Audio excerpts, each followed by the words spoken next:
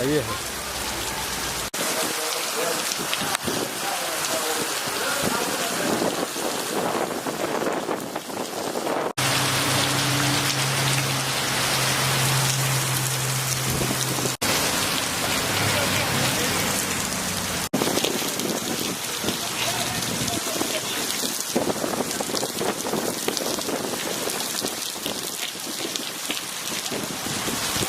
maanta Allah subxaanahu wa ta'ala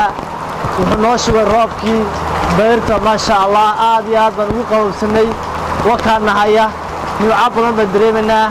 wadanka dhan inta badan waa barwaaqo Allah subxaanahu wa ta'ala mahad iska leh Allah ilaahu rabbi oo ku shiro oo ku mahad nuucadaana siiyay ilaahu noo siyaadi